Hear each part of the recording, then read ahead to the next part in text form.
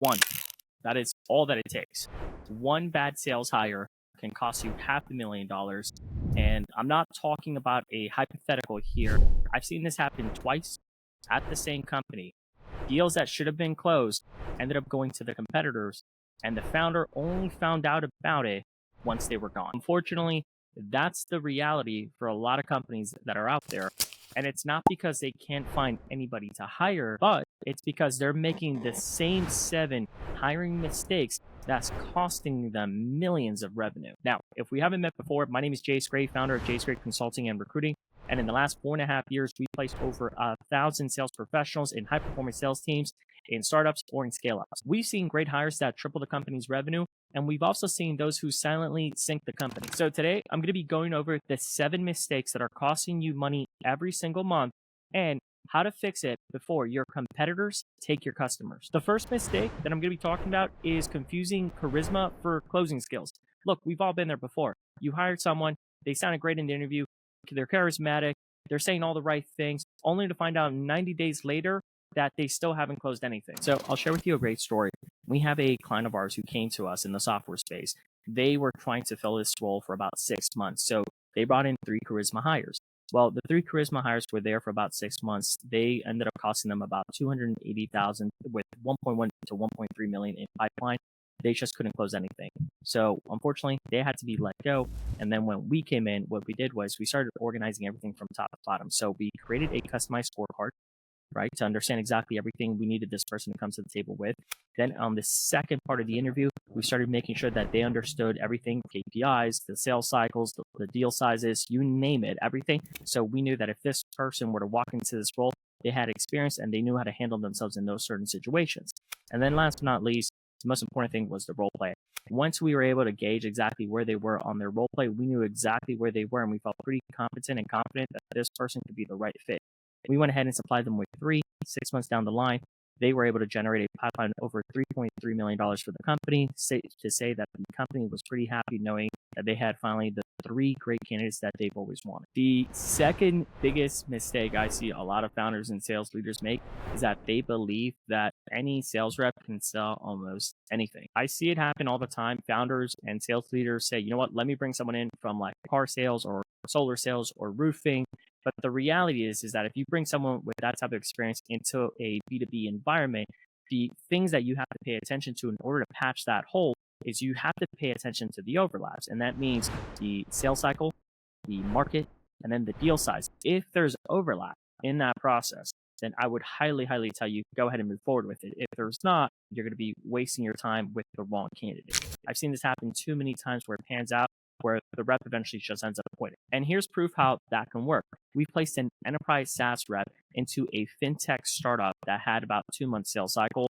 By month 6, that rep had about 108% quota. Number 3, and this one really strikes a nerve with me, is when your hiring process is too slow, where it takes you about maybe 3 to 4 weeks to make a decision or to think it over when you have an A player in your pipeline. Again, we're in this every day, and I see it that top talent is off the shelves within 7 to 10 business days. So if you are taking longer than that to pull the trigger on someone who you think is a great fit, you're going to be losing them to your competitor every single time. And here's a great testimonial from one of our clients. They condensed their 4-week hiring process to 7 days, and they were able to jump their close ratio for top talent from 30 to 90%. That's right, 90%.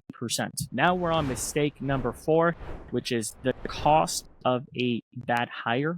And I know what some of you are thinking right now. Well, if it doesn't work out, we'll just replace them. Look, by the time you replace them, you at this point have already lost on salary, benefits, onboarding, deals.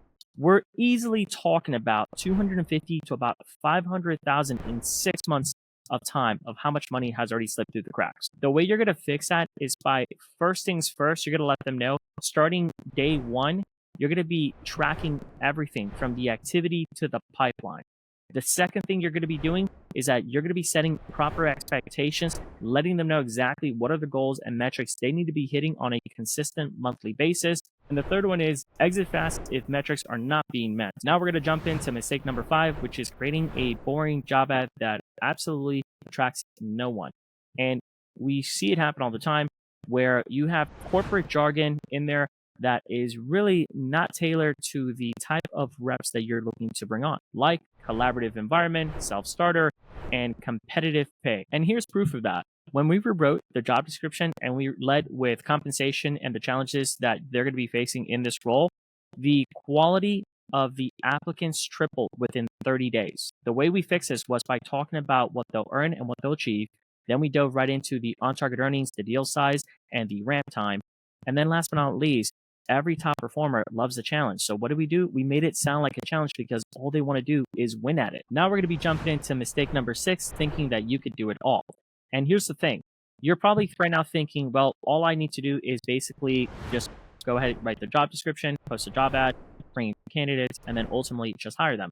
Yeah, in theory, it sounds pretty easy. But if you're right now going through any sort of growth, you got to take in consideration that every single week that you don't have a rep closing is costing you money. So let me paint the picture. Like say you're hiring right now for 5 total reps every single week.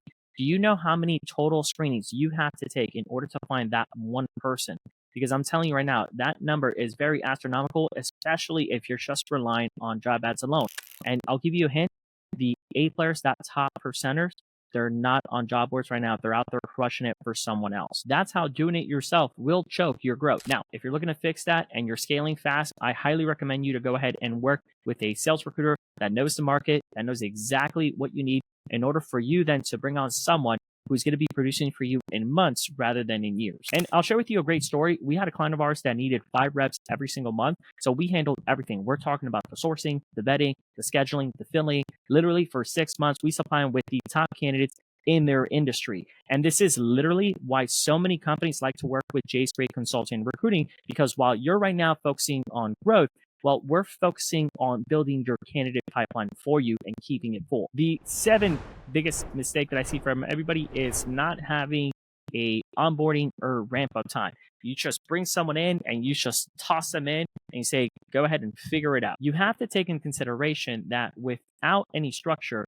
your ramp up time automatically doubles. So now whatever was supposed to be 3 months now becomes 6 months. And now that's time that you can never get back. And here is how you're going to fix that. Week 1, all you're going to focus on is going to be product immersion, role play, and just training. That's all you're going to focus on. Now, in week 2, you're going to be focusing on shadow calls, mock demos, and building the pipeline. And in number 3, you're going to be going over the revenue checkpoints for the 30, 60, and 90-day game plan. These 7 mistakes are silent killers. They're not just costing you deals, they're giving your competitors, your customers, for free. If you want to skip the pay and get fast data sales hiring process that delivers closers, this is exactly what we do here at Jayce Grayye Consulting and Recruiting. We've placed over 1,000 sales professionals in the last 4.5 years, and our clients are not wondering if their closers are going to produce. They know they're going to be closing their deals in the first 30, 60, or 90 days. With that being said, go ahead, click the link, fill out the form, and let's talk about finding you the right salesperson for that seat before your competitor does. And remember that every single week that passes that you don't have someone in there closing, well, that's costing you money. I'll see you on the next one.